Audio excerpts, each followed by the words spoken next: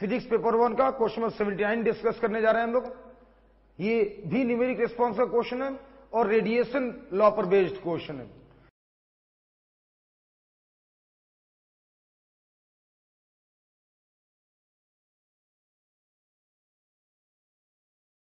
दो black bodies consider किए गए हैं, black body A and B, दोनों का रेडियस दिया हुआ है।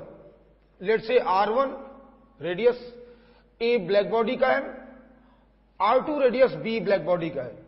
ये R1 R2 का वैल्यूज गिवन है।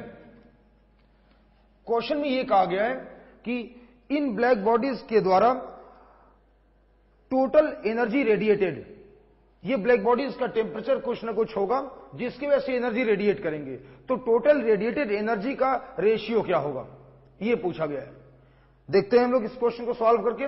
मान लेता हूं इसका टेम्परेचर T1 है, इसका टेम्परेचर T2 है। देयरफॉर स्टीफेंस लॉ यूज करें डायरेक्टली आप।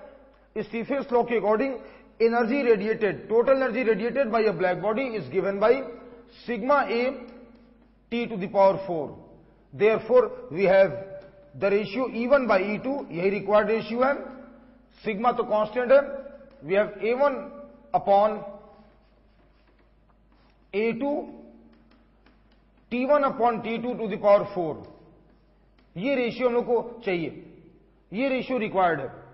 अब इस रेशियो में T1 और T2 नहीं दिया हुआ है, टेम्परेचर नहीं दिया हुआ है, लेकिन A1 A2 दिया हुआ मान सकते हैं लोग, बिकॉज रेडियस पता है हम लोगों को।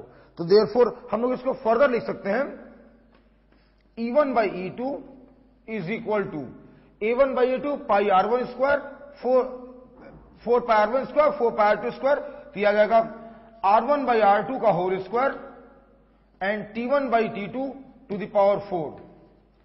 इक्वेशन 1 मान लेते हैं लोग इसको, क्योंकि T1 by T2 रेशियो नहीं पता है। अब सोचना यह है कि T1 by T2 कैसे निकाला जाएगा। तो T1 by T2 रेशियो निकालने के लिए एक और डाटा दिया हुआ है। भाई देखिए, जब भी कोई ब्लैक बॉडी रेडिएशन देखते हैं आप, तो ब्लैक बॉडी रेडिएशन में ये रेडिएशन जो भी निकलता है ब्लैक बॉडी से, उसमें ढेर सारे वेवलेंथ्स इंक्लूडेड होते हैं, और सभी वेवलेंथ्स के लिए एनर्जी यूनिफॉर्मली रेडिएट नहीं होता है। किसी वेवलेंथ के लिए एनर्जी रेडिएशन का वैल्यू मैक्सिमम होता है, उसके बारे में दिया हुआ है। तो जिस रेडिएशन के लिए एनर्जी मैक्सिमम होगा उसका वैल्यू λ1 और λ2 गिवन है। तो लॉ यूज करें आप, λ1 T1 बराबर λ2 T2, और यहां से T1 by T2 का वैल्यू निकल सकता है। तो T1 by T2 becomes λ2 by λ1। अब तो required ratio E1 by E2 equation 1 का यूज करके निकल जाएगा। तो required ratio E1 by E2 is equal to R1 square upon R2 square into T1 upon T2 to the power 4 की जगह लिख सकते हैं आप λ2 अपॉन λ1 टू द पावर 4।